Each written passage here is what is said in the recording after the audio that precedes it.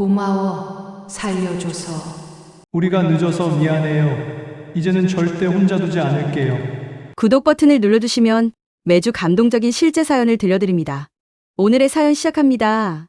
사람들은 가족은 선택할 수 없다고 말하죠. 하지만 전 그 말이 틀렸다고 생각해왔습니다.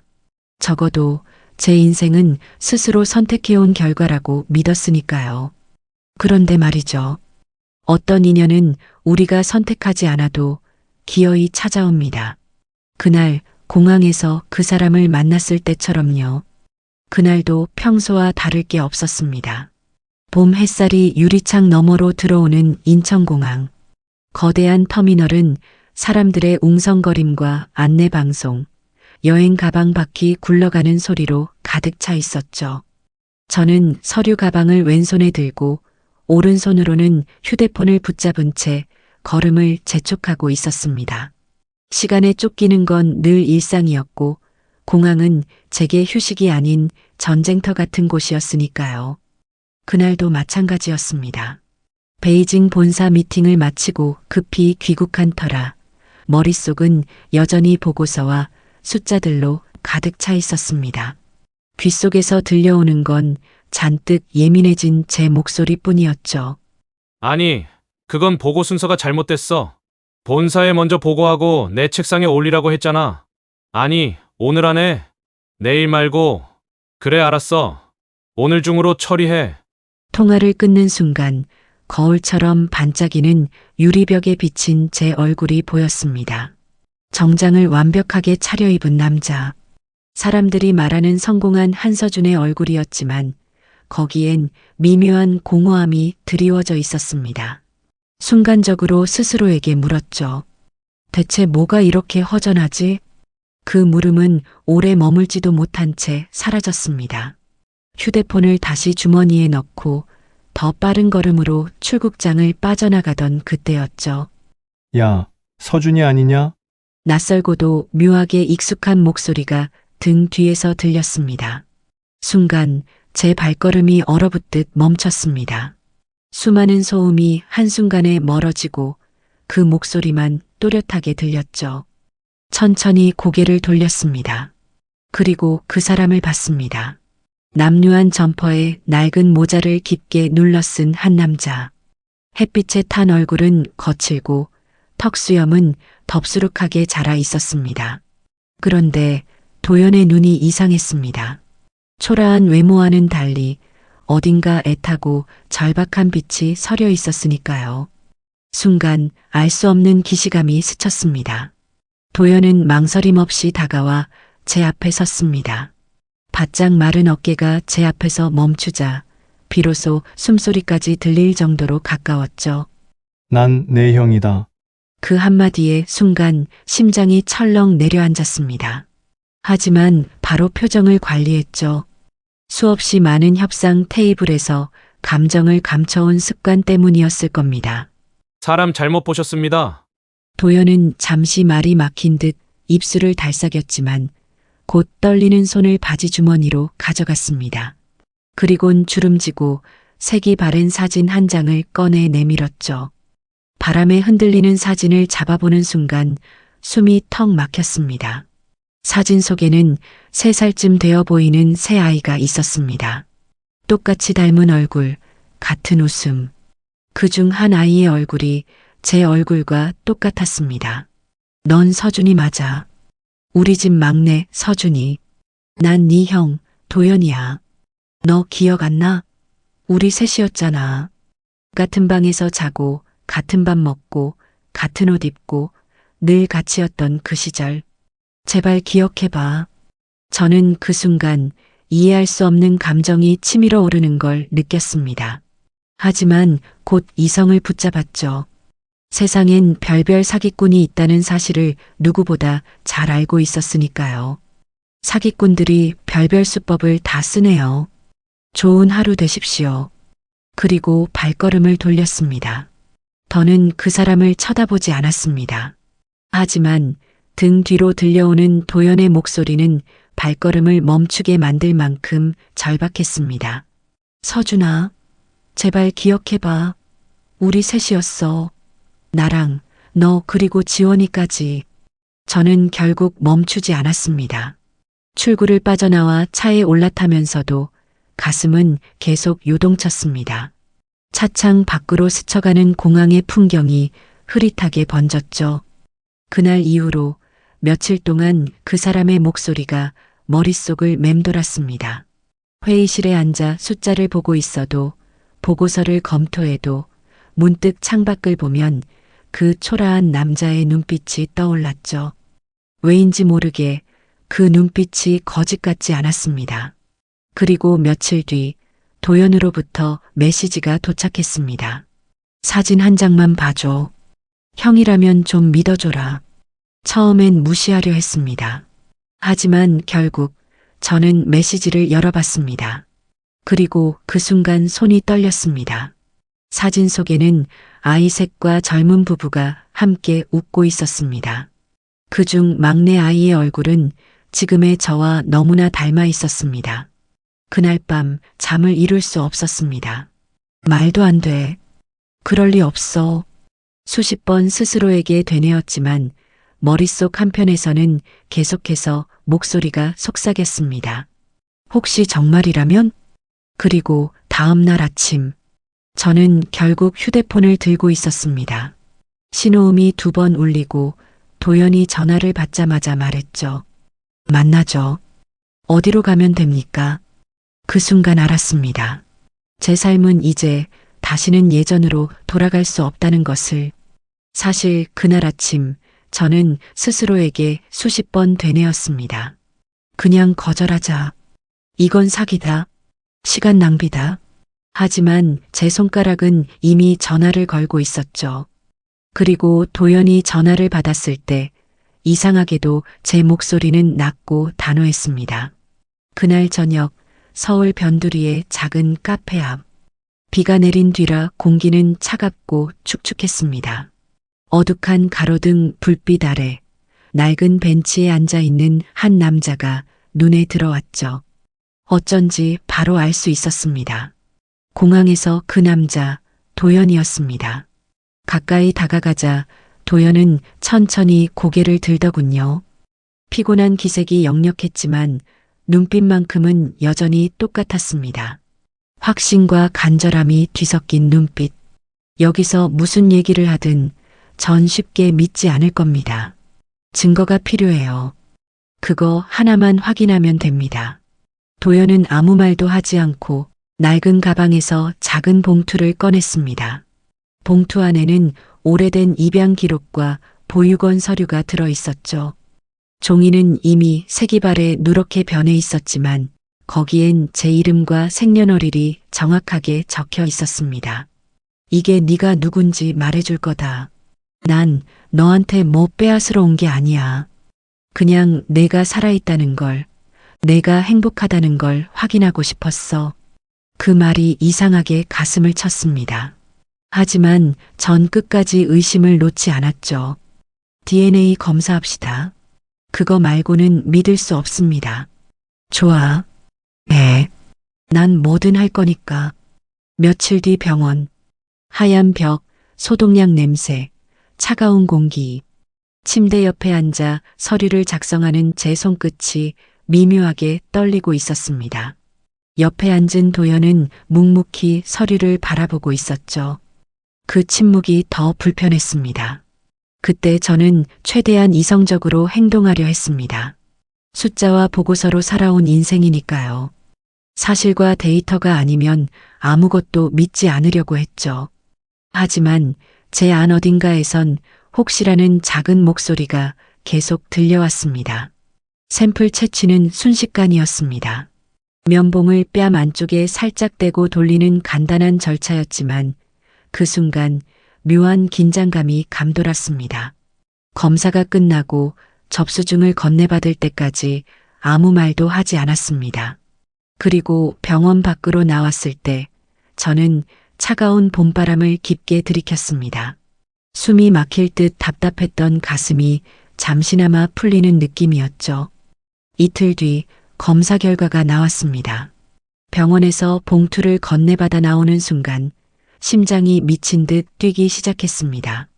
주차장으로 걸어가는 길, 봉투를 쥔 손에 힘이 들어갔죠. 차 안에 앉아 조용히 봉투를 열었을 때 제 눈에 들어온 건 단 한 문장이었습니다. 유전적 일치율 99.99%. 그 순간 숨이 턱 막혔습니다. 그리고 이유 모를 눈물이 고개를 숙인 채 흘러내렸죠. 믿고 싶지 않았던 현실. 하지만 이제는 부정할 수 없었습니다. 그 남자 도연. 도연은 제 형이었습니다. 그날 밤 강남의 고급 오피스 빌딩. 불 꺼진 사무실에 홀로 앉아 창밖을 바라봤습니다. 불빛으로 가득 찬 도심은 평소와 다르지 않았지만 제 안의 세상은 완전히 달라져 있었습니다. 머릿속에서 끊임없이 맴도는 말. 난 내 형이다. 그리고 도연이 카페에서 말했던 그 목소리. 난 너한테 뭐 뺏으러 온 게 아니야. 그냥 내가 살아있다는 걸, 내가 행복하다는 걸 확인하고 싶었어. 그날 전 처음으로 알았습니다. 아무리 성공해도, 아무리 화려한 삶을 살아도 제 안 어딘가가 텅 비어 있었다는 거요. 며칠 뒤 도연과 다시 만났습니다. 이번엔 차가운 카페 대신 한강이 보이는 공원 벤치였습니다.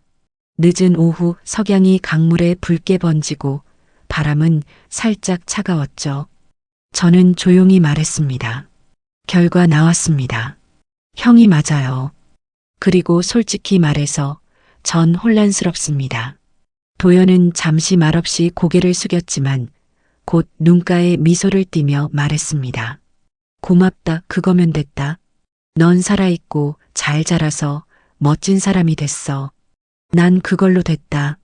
그 순간 가슴 한구석이 먹먹해졌습니다. 도연의 말 속에는 어떤 욕심도 원망도 없었습니다. 그저 동생을 다시 만난 기쁨과 안도감 뿐이었죠. 그날 전 처음으로 알았습니다. 피라는 게 얼마나 강한 인연인지, 그리고 제 안 어딘가에 묻어둔 그리움이 서서히 깨어나고 있다는 거요. 이제는 부정할 수 없는 진실. 도연과 나, 우리는 형제였습니다. 그리고 아직 한 사람. 우리의 잃어버린 또 다른 형제가 있다는 사실을 알게 된 건 바로 그날 밤이었습니다. 그날 이후로 우리의 여정은 달라졌습니다. 저는 도연에게 물었습니다. 우리 셋이었다면서요. 그럼 나머지 한 명은 어디 있습니까? 도연은 잠시 침묵하더니 낮게 말했죠. 지원이 찾았다. 하지만 네가 직접 가서 봐야 할 거야. 그날 이후 제 일상은 완전히 달라졌습니다. 머릿속은 온통 지원이라는 이름뿐이었죠. 보고서도 회의도 심지어 해외 출장 일정마저 흐릿하게 느껴졌습니다. 회사 동료들이 무슨 일 있냐는 눈빛으로 쳐다봤지만 아무 말도 하지 않았습니다. 어떤 설명으로도 이 혼란스러운 감정을 표현할 자신이 없었으니까요. 그리고 일주일 뒤 드디어 그날이 왔습니다. 도연과 함께 차에 올라 서울에서 3시간이나 떨어진 작은 시골 마을로 향했습니다. 마을에 가까워질수록 풍경은 조금씩 바뀌었습니다. 고층 빌딩 대신 낮은 기와집과 오래된 시멘트 건물들, 매연 냄새 대신 갓 구운 빵 냄새와 흙 냄새가 공기 속에 섞여 있었습니다. 마치 시간이 멈춘 듯한 조용한 마을이었죠. 차가 마을 입구에 멈췄을 때 저는 알 수 없는 두려움을 느꼈습니다. 만약 지원이 날 원망하면 어쩌나. 만약 우리가 형제라는 걸 거부한다면? 온갖 생각이 머릿속을 휘저었지만 차에서 내릴 수밖에 없었습니다. 식당은 작은 골목 안쪽에 자리하고 있었습니다. 낡은 간판에는 희미하게 지원식당이라는 글자가 보였죠.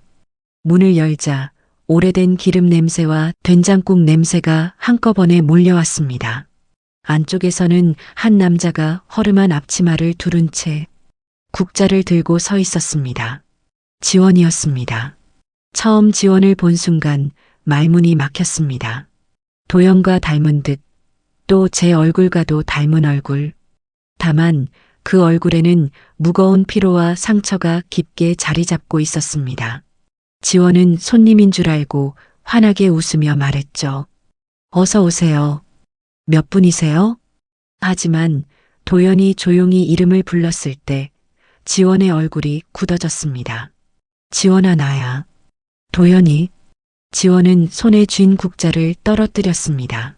그리고 믿을 수 없다는 듯 도연과 저를 번갈아 바라봤습니다. 몇 초간의 침묵. 그 후 지원은 떨리는 목소리로 말했습니다. 거짓말하지 마. 그럴 리가 없어. 난 형 같은 사람 없어. 난 혼자였어. 그 순간 도연이 조용히 사진 한 장을 꺼냈습니다. 공항에서 저에게 보여줬던 새 쌍둥이의 사진. 지원의 시선이 그 사진에 멈췄습니다. 그리고 천천히, 아주 천천히 지원의 표정이 흔들리기 시작했습니다. 그때 저는 알았습니다. 기억이라는 게 얼마나 잔인하고도 강력한 건지, 억지로 잊으려 해도 결국은 다시 우리를 찾아온다는 걸요. 지원은 결국 자리에 주저앉았습니다. 지원의 눈가가 붉어지고 손이 떨렸습니다. 난 형들이 날 버렸다고 생각했어. 아무도 날 찾지 않았으니까. 그래서 혼자라고, 정말로 혼자라고 생각했어. 그 말을 듣는 순간 가슴이 미어졌습니다. 도연은 아무 말도 하지 않고 지원의 어깨를 감쌌습니다. 저도 옆에 앉아 조용히 말했죠. 미안하다, 지원아. 아무것도 모른 채 이렇게 늦게 와서 정말 미안하다. 잠시 침묵이 흐른 뒤 지원이 눈물을 닦고 억지로 웃으며 말했습니다. 그래도 와줘서 고마워. 지금이라도 다시 찾아와줘서. 그날 밤 우리는 식당 문을 닫고 작은 테이블에 둘러앉았습니다. 지원은 소박한 저녁상을 차려줬습니다. 된장찌개와 계란말이, 그리고 직접 담근 김치. 그 음식들은 화려하진 않았지만 따뜻했습니다. 그리고 그 자리에서 세 형제는 처음으로 오롯이 서로의 이야기를 나눴습니다. 도연은 어린 시절 헤어지게 된 이유와 자신이 겪은 세월을 이야기했고, 저는 제가 기억하지 못한 공백에 대해 조심스럽게 물었습니다. 지원은 처음엔 망설였지만 결국 힘겹게 입을 열었죠. 난 남았어. 보육원에 혼자 남았어. 양부모라는 사람들은 날 보러 오지도 않았어. 그냥 거기서 그대로 커버렸지. 어릴 땐 형들이 날 데리러 올 줄 알았어. 근데 아무도 안 왔어. 그 말을 들으며 저는 아무 말도 할 수 없었습니다. 그저 속으로 되뇌었죠. 우리가 얼마나 큰 상처를 안고 살아왔는지 이제야 조금 알 것 같다.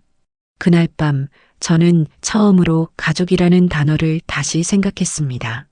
잃어버린 시간이 너무 길어 서로에게 서툴렀지만 이상하게도 그 서툰마저 따뜻했습니다. 피로 이어진 인연이라는 게 정말로 존재하는구나, 그런 생각이 들었죠. 새벽이 가까워질 무렵 우리는 함께 앉아 차를 마셨습니다. 창밖에는 별이 반짝이고 식당 안은 조용했습니다. 그때 지원이 조용히 말했습니다. 우리 이제 어떻게 되는 거야? 그냥 이렇게 다시 형제처럼 살 수 있을까? 저는 잠시 생각하다가 대답했습니다. 글쎄, 쉽진 않겠지. 하지만 늦더라도 다시 시작해보자. 지금이라도. 그 말에 지원이 천천히 고개를 끄덕였습니다. 그 순간 묘하게 마음이 따뜻해졌습니다. 마치 오랫동안 닫혀있던 문이 조금은 열린 듯한 기분이었죠. 그날 이후로 저는 알았습니다. 운명이라는 건 때로는 잔인하지만 동시에 우리를 구원하기도 한다는 걸요. 그리고 아직 끝나지 않은 이야기가 있다는 것도 말이죠. 이제 우리는 세 형제가 다시 한자리에 모였습니다. 하지만 진짜 진실은 이제부터 드러나기 시작할 예정이었습니다. 지원을 만난 그날 밤 형제 셋은 처음으로 한자리에 앉아 서로의 이야기를 나눴습니다. 하지만 그 자리에서 도연이 꺼낸 한마디가 모든 걸 뒤흔들었습니다. 우리 엄마 아직 살아있어. 그 순간 제 가슴은 얼어붙는 것 같았습니다. 도연의 말에 식당 안이 조용해졌습니다. 지원은 아무 말 없이 테이블을 내려다보았고 저 역시 말문이 막혔죠. 엄마라는 단어가 입안에서 맴돌았습니다. 기억도 없는 사람 하지만 제 존재의 시작과 연결된 이름. 도연은 낮고 단단한 목소리로 설명했습니다. 엄마는 우리가 헤어진 그해 이후로 혼자가 되셨어. 아버지 때문에 모든 게 엉망이었지. 그리고 몇 년 뒤 큰 사건이 터졌어. 그 사건 때문에 엄마는 지금까지 그 마을에 갇혀 살아. 그 말을 들으면서도 머릿속은 복잡했습니다. 왜 아무도 이 이야기를 해주지 않았는지, 왜 나는 이 모든 걸 모르고 살았는지 수많은 질문이 동시에 밀려왔죠. 며칠 후 우리는 도연이 말한 그 마을로 향했습니다. 서울에서 4시간을 달려 도착한 그곳은 마치 시간이 멈춘 듯 고요한 곳이었습니다. 좁은 도로 옆으로는 오래된 벽돌집과 낡은 가게들이 줄지어 있었고 바람에는 흙냄새와 풀냄새가 섞여 있었습니다. 도시의 공기와는 전혀 다른 어딘가 낯설고도 익숙한 느낌이었죠. 마을 입구의 오래된 정자 근처에서 차를 세웠을 때 몇몇 어르신들이 모여 앉아 있었습니다. 그들의 시선이 우리 차로 향하자 묘하게 날카로운 기운이 느껴졌습니다. 낯선 외지인을 경계하는 눈빛이었죠. 그 시선이 말해주고 있었습니다. 이 마을에는 아직 풀리지 않은 무언가가 있다는 걸. 우리는 도연이 안내한 대로 작은 집 앞에 멈췄습니다. 낡은 슬레이트 지붕, 삐걱이는 대문, 그리고 잡초가 무성하게 자란 마당. 그곳이 어머니가 살고 있다는 집이었습니다. 도연이 문을 두드렸지만 대답은 없었습니다. 그때 이웃집에서 한 아주머니가 고개를 내밀더군요. 누구세요? 그 집에 사람 없는지 오래됐는데. 도연은 잠시 망설이다 조심스럽게 물었습니다. 혹시 이영숙 씨 아세요? 이 집에 사시던 분인데. 아주머니의 표정이 굳어졌습니다. 그리고 한참을 우리를 바라보더니 낮게 말했죠. 그 사람 지금 교도소에 있어요. 그 일 때문에. 그 일이 뭔지 묻기 전에 아주머니는 집으로 들어가 버렸습니다. 우리는 멍하니 서 있을 수밖에 없었죠. 그날 저녁 숙소로 돌아온 우리는 한참 동안 아무 말도 하지 않았습니다. 마치 입을 열면 뭔가 걷잡을 수 없이 무너질 것 같았으니까요. 다음 날 아침 도연은 오랜 인맥을 통해 그 사건의 기록을 구했습니다. 서류에는 충격적인 내용이 적혀 있었습니다. 20년 전 아버지가 집에서 숨진 채 발견됐고 어머니는 그 자리에서 체포됐다는 내용이었습니다.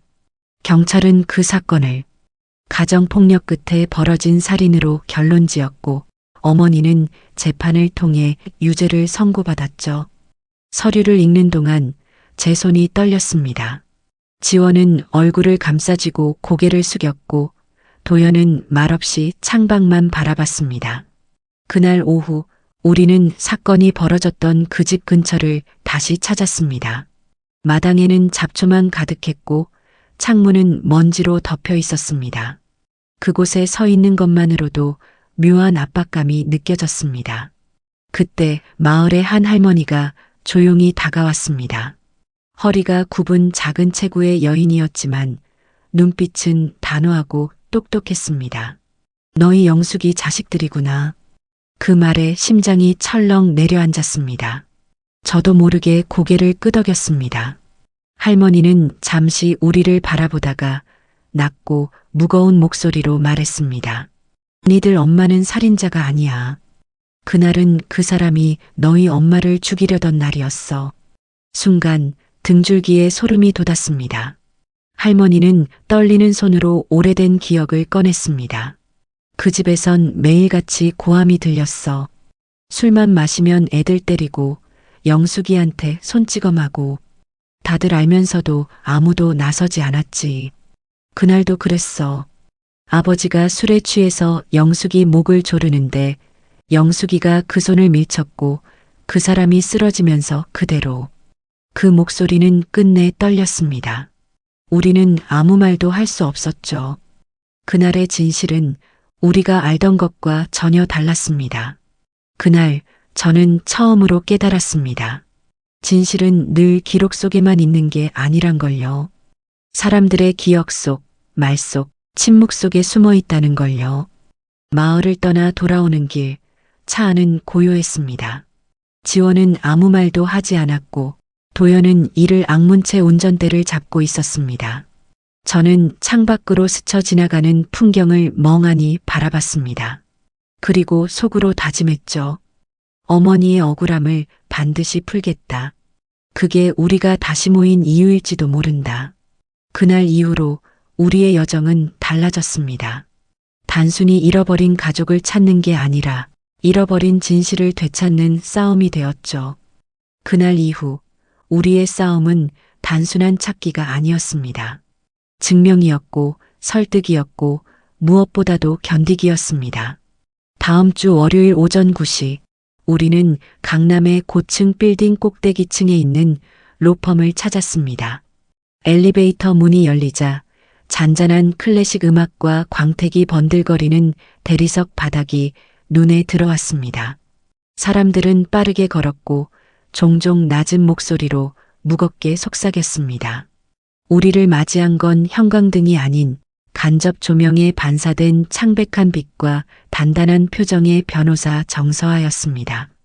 핵심은 두 가지예요. 정서아가 서류를 정리하며 말했습니다. 첫째, 당시 수사 기록의 빈틈을 찾아서 재수사 사유를 만들 것. 둘째, 피해자, 그러니까 당신들 어머니의 지속적 가정폭력 피해 정황을 최대한 객관적으로 입증할 것. 112 신고 기록, 응급실 내원 기록, 마을 사람들의 진술 모두 모아야 합니다. 도연이 고개를 끄덕였습니다. 증언은 확보할 수 있어요. 직접 들었으니까. 그러자 정서아 변호사가 눈썹을 살짝 올리며 덧붙였습니다. 마음만으로는 부족합니다. 서류, 녹취, 날짜, 장소, 전부요. 정서아가 내게 시선을 돌렸습니다. 가장 중요한 건 가족이 감정적으로 흔들리지 않는 겁니다. 반발, 방해, 모욕 다 겪을 겁니다. 끝까지 기록에 집중하세요. 그 말에 나는 나도 모르게 손을 쥐었다 폈습니다. 기록, 숫자와 문서로 살아온 내 방식.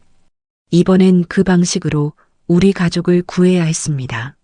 우리는 세 갈래로 움직였습니다. 나는 정보 공개 청구 서류를 작성해 경찰에 112 신고 기록과 초동수사 보고서 열람을 신청했습니다. 정해진 양식의 칸마다 날짜, 사건 번호, 근거를 꼼꼼하게 적어 넣었습니다. 볼펜 끝에서 잉크가 조금씩 번졌고 종이는 내 손의 땀으로 약간 축축해졌습니다. 제출 창구의 직원은 형식적인 미소로 고개를 끄덕였지만 마지막에 던진 한마디는 싸늘했습니다. 처리까지는 보통 10일 정도 걸리세요. 기각될 수도 있고요. 사유가 뭔데요? 내가 물었습니다. 직원은 어깨를 으쓱했습니다. 개인정보, 수사기밀, 보존 상태 여러 가지요.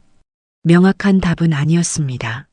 그러나 이 도시에서 지연은 종종 거절과 같은 뜻이었습니다.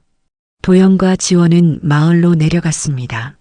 집집마다 문을 두드려 오래된 기억을 하나씩 꺼냈습니다. 해질녘 도연에게서 전화가 왔습니다. 바람소리와 개 짖는 소리가 섞여 들렸습니다. 어르신 한 분이 그날 밤 소리를 들었다고 해. 벽을 치는 소리, 유리 깨지는 소리, 그리고 엄마 울음소리. 도연의 목소리는 낮고 무거웠습니다. 근데 녹취를 거부하셔. 이 동네 일은 조용히 묻고 가라고.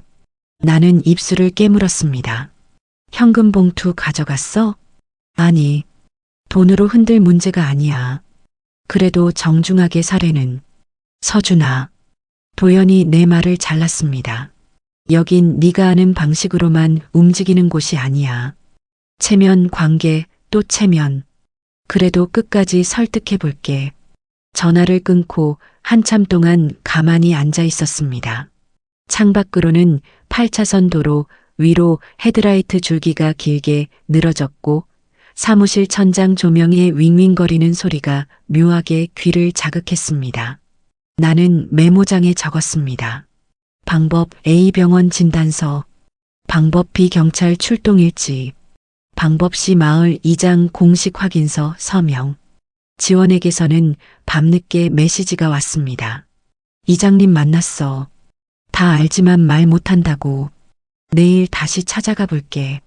문장 사이사이의 점 3개가 유난히 무거워 보였습니다. 이틀 뒤 마을 면사무소의 좁은 상담실. 낡은 히터에서 나온 공기가 마른 먼지 냄새를 뿜었습니다. 벽면에는 오래된 지도가 기울어져 있었습니다. 이장님은 두 손을 꽉 모으고 우리를 보았습니다. 이장님의 손등 혈관이 굵었고 주름 사이로 오래 묵힌 체념이 보였습니다. 나도 사람이여. 다 봤고 다 들었지. 그 집 사정 여기 모르는 사람 없지. 이장님이 조용히 말을 이었습니다. 근디 공문에 사인하란 건 4명을 걸라는 거랑 같아. 서류 나오면 서울서 기자들 내려오고 마을 뒤집혀요. 도연이 깊게 숨을 들이켰습니다. 이장님, 우린 우리 엄마를 살리고 싶어요. 그게 잘못입니까? 이장님은 잠시 고개를 숙였다가 천천히 펜을 들었습니다. 공식 사실 확인서는 못 써줘. 다만 지속적 갈등과 소란이 있었다는 민원 접수 사실 정도는 확인해 줄게. 그 이상은 나도 가족이 있어. 그 한 줄이 얼마나 큰 돌파구인지 우리는 알았습니다.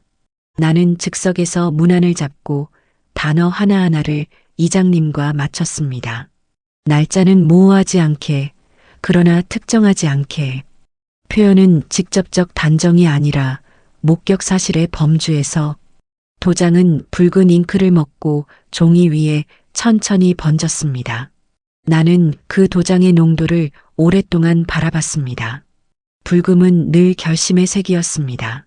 서울로 돌아온 밤 변호사 사무실에서 서류를 펼쳤습니다. 정서아 변호사가 자료를 넘기며 말했습니다. 좋아요.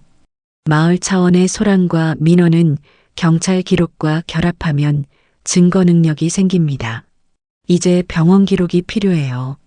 어머니 상처에 대한 오래된 기록이라도. 어머니 면회를 먼저 가겠습니다. 내가 말했습니다. 네. 변호사가 고개를 끄덕였습니다. 하지만 각오하세요. 트라우마가 심하면 당신들 얼굴도 낯설 수 있어요.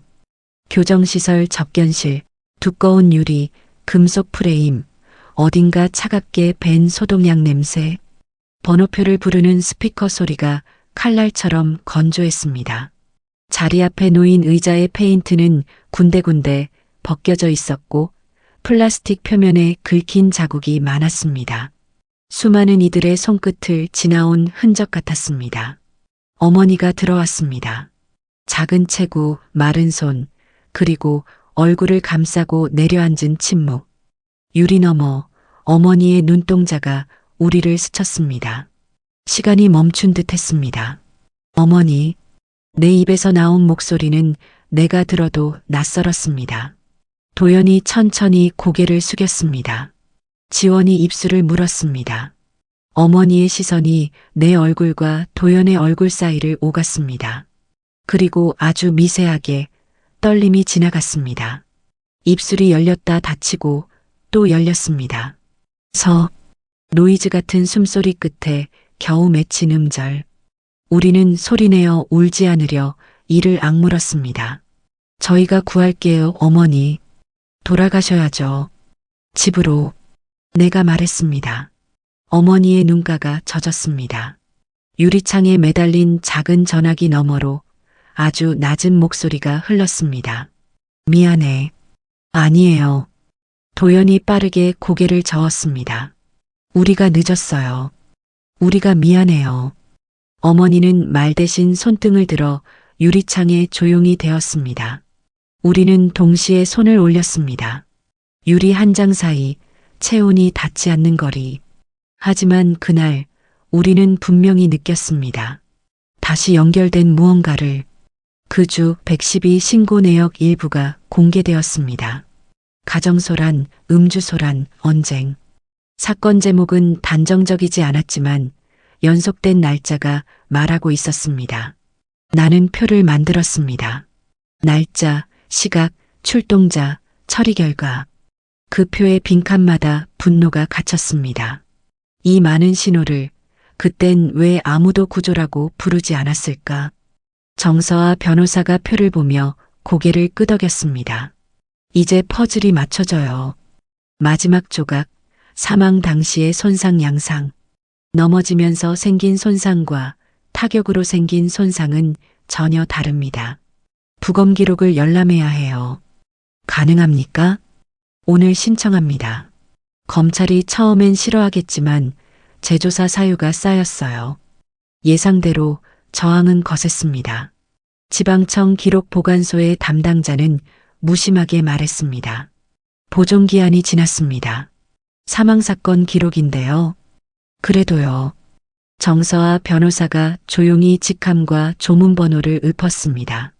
형사소송법 제 몇 조. 재심 사유 수집을 위한 열람 등사 허용. 거기에 담당자님 감사 나오는 게 더 번거롭습니다. 침묵. 잠시 후 담당자는 한숨을 길게 내쉬었습니다. 시간 좀 주세요.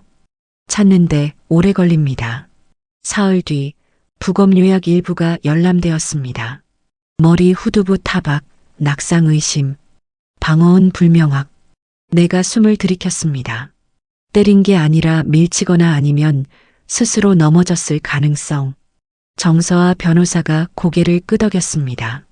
그리고 가정폭력 정황, 112 누적 신고, 이웃들의 일치된 진술. 합치면 정당방위 또는 과실 가능성. 충분해요. 이제 재심 청구를 공식화합니다. 우리는 그 자리에서 서류에 서명했습니다. 도장 소리가 작게 툭하고 책상 위에 박혔습니다. 뒤이어 변호사가 덧붙였습니다. 하지만 그 전에 검찰이 먼저 재수사에 들어갈 겁니다. 여기서 흔들리면 안 돼요. 또 어느 쪽에서든 합의나 타협을 운운할 수 있어요. 절대 흔들리지 마세요. 도연이 웃음 없는 미소를 지었습니다. 우릴 살려달라던 사람에게 이제 우리가 대신 말해야 하니까. 그 주말 마을회관 앞에서 누군가가 소리쳤습니다. 서울 것들 내려와서 소란 피운다. 어중간한 중년 남자 둘이 우리 쪽으로 다가와 어깨를 부딪혔습니다. 그 집안 얘기는 그만 묻고 꺼져. 지원이 순간 움찔했지만 도연이 앞을 막아섰습니다. 우리는 우리 엄마 구하러 왔어. 길 막지 마. 남자 하나가 발길로 의자를 차며 삿대질했습니다. 이 동네 법은 우리가 정해. 네가 뭔데? 법은 서울에 있어. 내가 끼어들었습니다. 그리고 기록은 여기에도 있어. 그때 회관 안에서 아까 그 이장님이 나와 남자들을 말렸습니다. 그만해. 이 사람들 그냥 자식들이여. 잠시 날선 기운이 순식간에 가라앉았습니다. 남자들은 욕설을 뱉고 돌아섰습니다. 지원의 어깨가 작게 떨렸습니다. 나는 지원의 등 뒤에 손을 올렸습니다. 우리가 여기까지 온 이유 잊지 말자. 월요일 오전 검찰청 조사실. 형광등은 새 것인데도 오래된 서류철에서 나는 종이 냄새가 공간을 채웠습니다. 검사는 안경을 살짝 올리며 말했습니다. 가정폭력 정황, 신고 누적, 이웃 진술 맞습니다. 다만 피해자 사망 사건은 이미 확정 판결을 거쳤습니다. 재심은 쉬운 일이 아닙니다. 쉽게 해달라고 온 거 아닙니다. 내가 담담히 말했습니다. 옳게 해달라고 왔습니다. 검사는 한동안 나를 보다가 작은 미소를 지었습니다. 강단 있으십니다. 그리고 서류를 정리했습니다. 재검토에 착수하겠습니다. 관련자 재소환, 감정의뢰, 보안수사, 시간이 걸립니다. 그동안 추가 진술서 계속 올려주세요. 특히 그날과 관련된 마을 증언, 정식 진술로 바꿔야 합니다. 우리는 고개를 끄덕였습니다. 사무실을 나오는 길 문손잡이가 차게 손에 와닿았습니다. 손끝에 냉기가 오래 남았습니다. 움직이기 시작했다. 그날 밤 지원의 식당에 다시 셋이 모였습니다.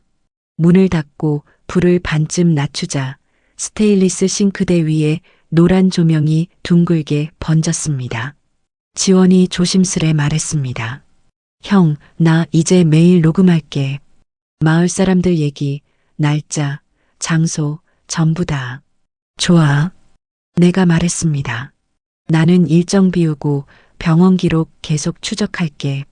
도연이 형은 진술서 초안을 잡아줘. 우리 셋의 기억 시간축을 만들어야 해. 그때 도연이 잠시 침묵하더니 내 쪽을 봤습니다. 서준아. 응. 내가 우리 집안의 리더해. 나는 웃었습니다. 형이 더 잘하지. 아니. 숫자와 기록으로 설득하는 일. 그건 네 일이야. 난 밀어붙이는 힘이 있고 지원이는 사람 마음을 풀어. 셋이서 하나씩 하자. 우리는 서로를 보며 고개를 끄덕였습니다. 가족은 역할로도 이어진다는 걸 그날 밤 우리는 배웠습니다. 며칠 뒤 검찰에서 면담 통보가 왔습니다. 피의자 이영숙, 제조사 전 면담어가 한 줄이었지만 그 의미는 컸습니다. 우리는 다시 접견실로 향했습니다.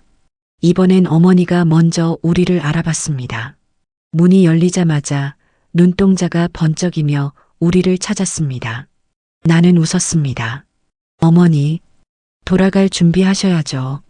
어머니는 말없이 그러나 분명한 고개 끄덕임으로 대답했습니다.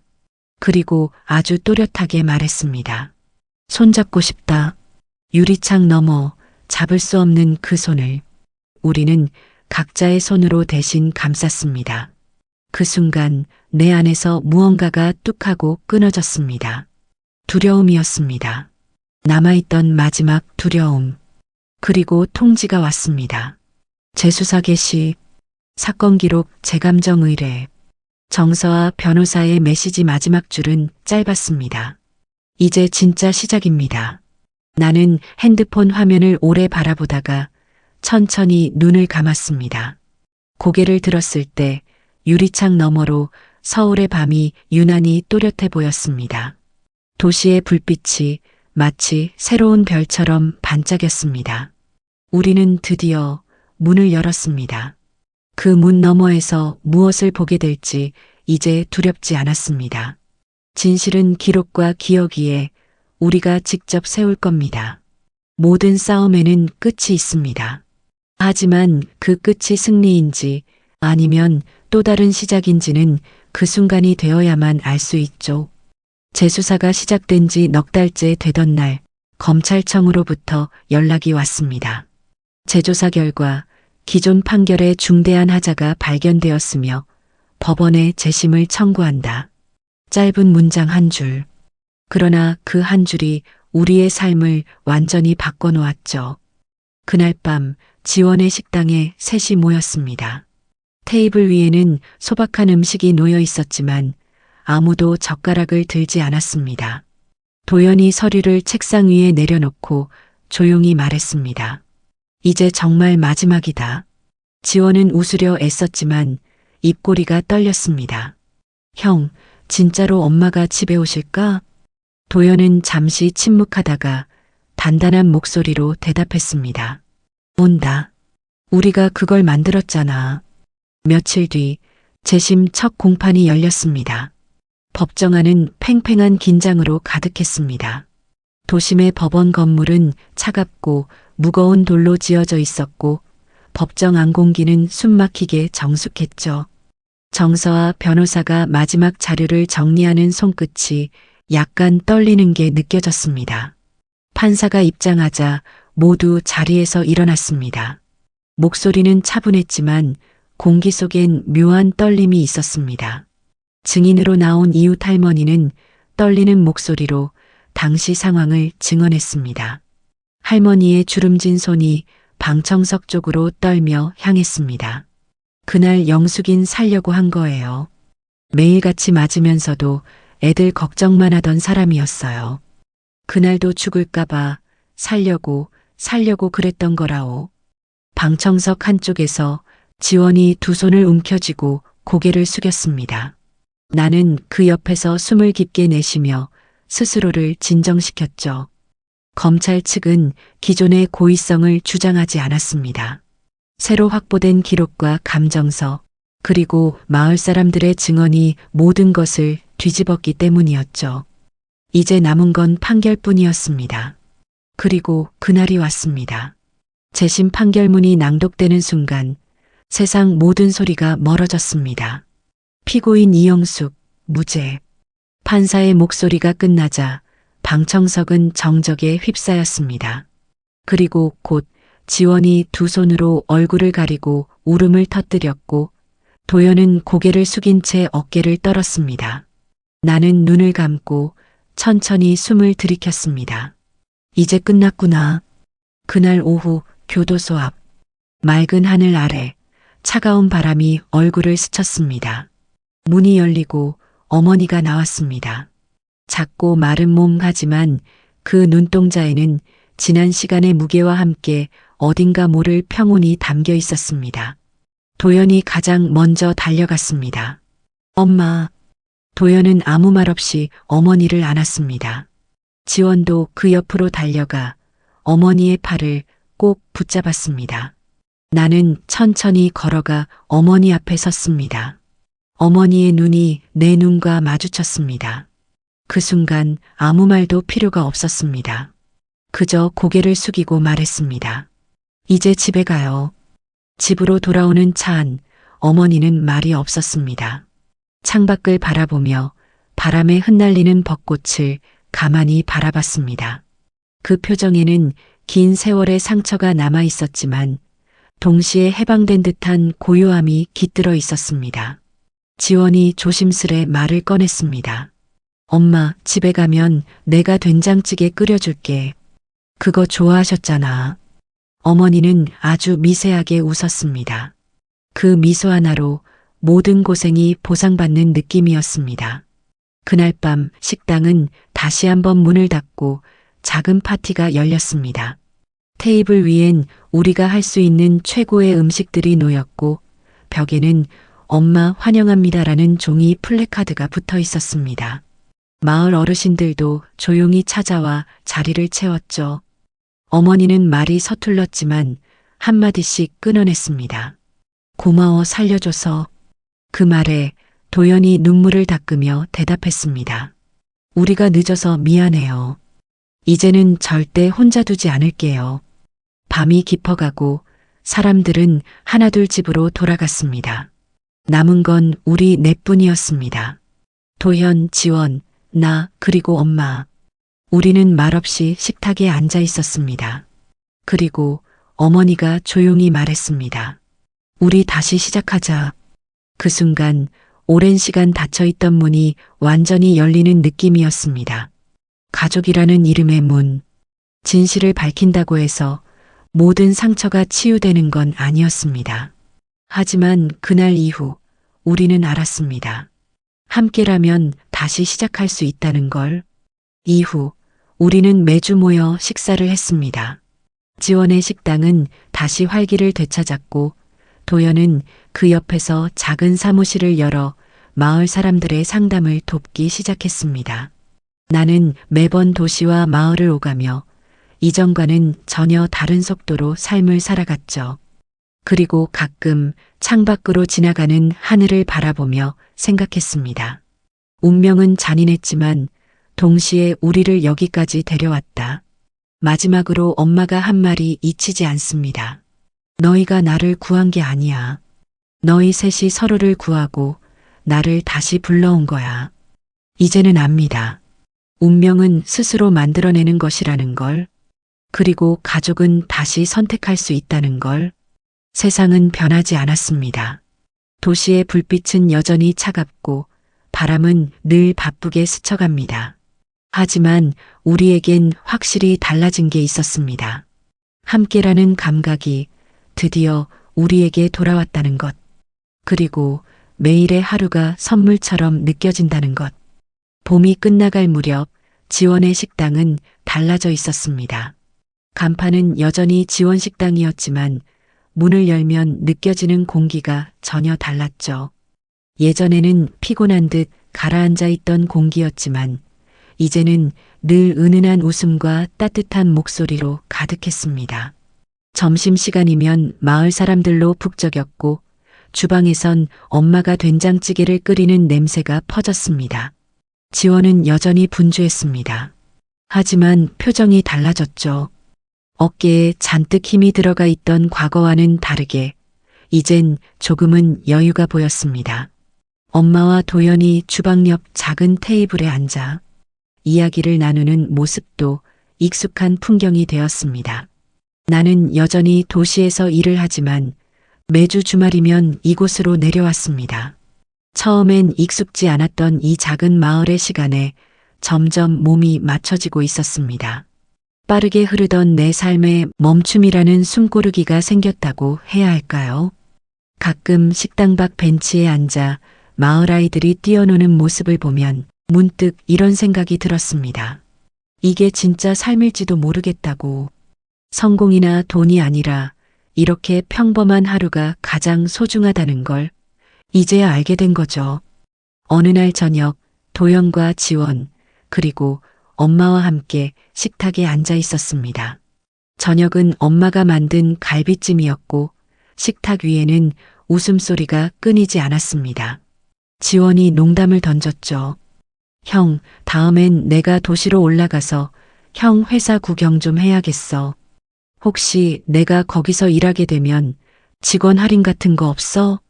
도연이 피식 웃으며 말했습니다. 내가 오면 제일 먼저 주방에 넣어버린다. 점심시간에 커피라도 타야지.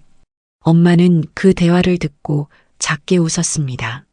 그 웃음소리, 오랜 시간 들을 수 없었던 그 소리가 식탁 위에 따뜻하게 퍼졌습니다. 그날 밤 식사를 마치고 집 앞 마당에 앉아 하늘을 바라봤습니다.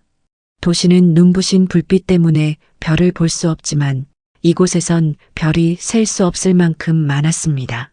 별빛 아래서 도연이 조용히 말했습니다. 서준아, 우리 이제 어떻게 살 거냐? 이렇게 계속 같이 살까? 아니면 각자 길을 갈까? 나는 잠시 생각하다가 별을 바라보며 대답했습니다. 굳이 정할 필요 있을까? 그냥 지금처럼 필요할 때 서로 곁에 있고 보고 싶으면 보고 그 정도면 충분하잖아.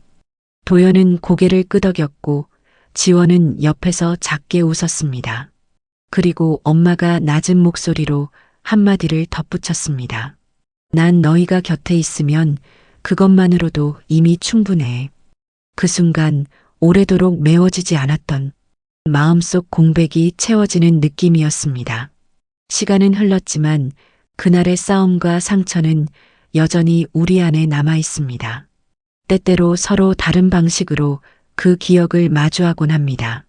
도연은 마을의 이웃들을 돕는 일을 시작했고 지원은 식당을 조금 더 크게 확장해 바쁜 나날을 보내고 있습니다. 엄마는 말수가 여전히 적지만 주방에서 우리를 위해 음식을 준비할 때면 미묘한 평화가 느껴집니다. 그리고 저는 여전히 도시와 마을을 오가며 새로운 삶의 균형을 찾아가고 있습니다. 빠른 세계 속에서도 더 이상 조급하지 않게 기다림과 머무름을 배우는 중이죠.